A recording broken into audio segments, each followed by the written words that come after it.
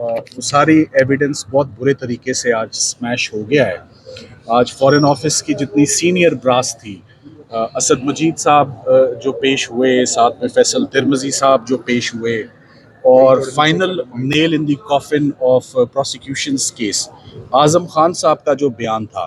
आज हमारा सबसे बड़ा स्टेटमेंट कोर्ट में ये थी कि ये तीनों गवाह सरकार के गवाह नहीं हैं, ये इंसारों ने इमरान खान के हक में बयान दिया है। इनकी एविडेंस का कोई ऐसा पोर्शन नहीं था जिस पे सरकार इन्हिसार करे, बल्कि इन पर हम इन्हिसार करेंगे।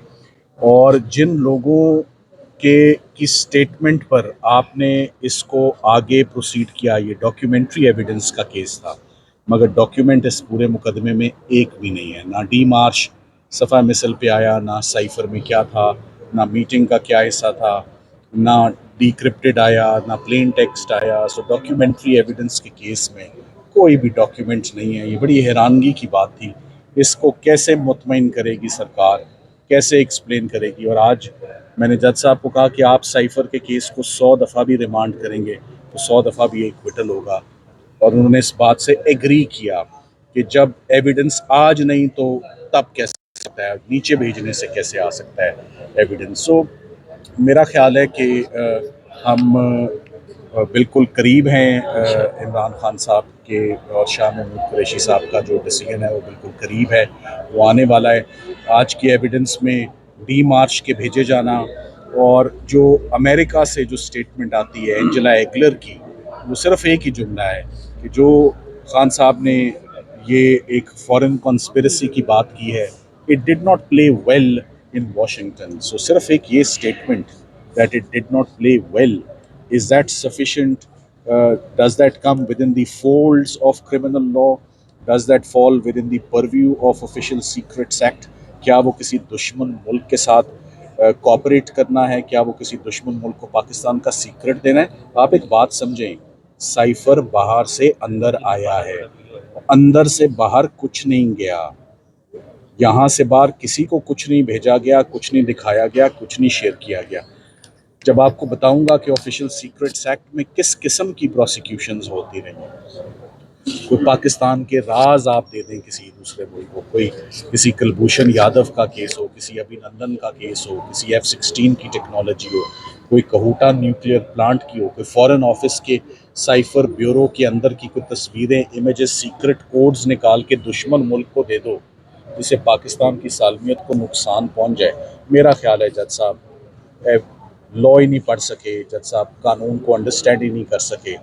ये केस आज चंद एक ऐसी लाइनें पढ़ी हैं जिनको पढ़ने के बाद मैंने कहा था कि केस आज यहीं पर ख़त्म हो गया है, और मेरा ख्याल है कि वो ख़त्म हो गया है केस। ये आने वाले दिनों में सर कब तक एक्सपेक्ट किया जाए कि केस जो है वो कंक्लूड हो जाएगा? देखिए, आज भी 3:05 पर केस शुरू हुआ है रमज़ान में। 3:05 में फिर आप लोग पूछते हैं कि आपने तो एक टाइमलाइन दी थी तो वो तो ख़त्म हो रही है, तो वो तो बात बनी नहीं है। तो आज भी मैंने उनसे मिन्नत समाजत की है। सो अब बात यहाँ बैठी है कि हम 21 रमज़ान को, मंडे को तो काम नहीं कर रहे, हम ट्यूसडे को जज साहिबान का मेरे से उन्होंने कहा है कि हम आपको 1 से लेकर 4 तक का टाइम देंगे। उस 1 से 4 के दरमियान आप अपने सारे एविडेंस को कंक्लूड कर लीजिएगा, और मैं इंशाल्लाह सिर्फ 1 घंटे में कंक्लूड कर दूंगा। फिर बात जो होगी वो सरकार, प्रोसिक्यूशन जो है फिर वो बात करेगी। सलमान सफदर साहब, ये बताइएगा 6 जजेस ने तो कहा है कि हमारे ऊपर प्रेशर है। जस्टिस मियां गुल हसन औरंगजेब और आमिर फारूक साहब ने ये नहीं कहा कि हमारे ऊपर किसी इंटेलिजेंस एजेंसीज के बंदे का प्रेशर है। आप समझते हैं फ्री एंड फेयर केस चल रहा है आपका? मेरा केस बिल्कुल फ्री, और मैं जजेस की अनडिवाइडेड अटेंशन है। हर एविडेंस को बहुत बारीकी से वो देख रहे हैं, ले रहे हैं। 6 जजेस का मामला जो है वो बिल्कुल बड़ा कंसर्निंग, बड़ा सीरियस मामला है। वो सुप्रीम जुडिशल काउंसिल ने उस पर ऑलरेडी नोटिस ले लिया। मेरा फोकस और ध्यान सिर्फ साइफर केस और उसको डिमोलिश करने में होना चाहिए, और मेरा फोकस वहीं रहे तो बेहतर। अच्छा, सलमान सफदर साहब, लास्टली बताइए कि आज आपने जज साहब से कहा कि आपको कल भी सुना जाए।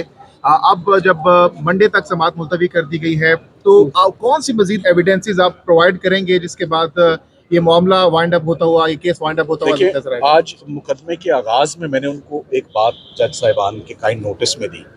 मैंने कहा एक क्रिमिनल केस एक ब्रांड न्यू गाड़ी की मानंद होता है, तशबीह दी जाती है। इसके मैंने दरवाजे बोनेट शोनेट तो इसके तबाह हो गए हैं। अगर आप चाहते हैं कि इस गाड़ी के टायर, छत, बोनेट आगे पीछे से तबाह हो जाए, जिसको हम अक्सर the boys call it total हो जाना, तो अगर आप कहते हैं कि केस टोटल कर दो, उन्होंने कहा केस टोटल कर दो, तो हम टोटल कर रहे हैं। असद मजीद साहब का बयान भी आपने पढ़कर सुनाया, उस पर क्या कहना था? असद मजीद साहब की स्टेटमेंट आपने सुन ली है। असद मजीद साहब की स्टेटमेंट में कुछ ऐसा नहीं है। असद मजीद साहब तो अपनी स्टेटमेंट में कहते हैं कि मैंने सजेस्ट किया कि डी मार्च भेजा जाना चाहिए, ये लैंग्वेज अनडिप्लोमेटिक थी, ये लैंग्वेज ऑब्जेक्शनेबल थी। उन्होंने उस मीटिंग को रिपोर्ट किया जो अमेरिका में डोनाल्ड लू के साथ होती है। ऐसा क्या हुआ उस मीटिंग में कि उनको डिप्लोमेटिक केबल भेजनी पड़ी फ़ौरन पाकिस्तान, उन्हें फ्लाई करके पाकिस्तान आना पड़ा, और मीटिंग में इमरान खान साहब और नेशनल सिक्योरिटी कमेटी को उन्होंने सजेस्ट किया कि इस वाक़े पर एक डी मार्च भेजना चाहिए, जो आम ज़ुबान में एक प्रोटेस्ट भेजना चाहिए, एक शिकायत भेजनी चाहिए, एक गिला भेजना चाहिए कि पाकिस्तान के अंदरूनी मामलात में अनडिप्लोमेटिक ऑब्जेक्शनेबल लैंग्वेज नहीं यूज़ होनी चाहिए। तो दोबारा यही कहूँगा कि सरकार के अपने गवाहों ने इमरान खान साहब का मौक़िफ़ दुरुस्त साबित किया है और सरकार का साथ नहीं दिया इस केस में। ये बात आज खुल के सारी आ गई है, पीछे अब कुछ नहीं रह गया, अब सिर्फ फाइनल बहस रह गई है इंशाल्लाह। साइफर का सफ़र ख़त्म हो गया। ये जी आप देख आप लोग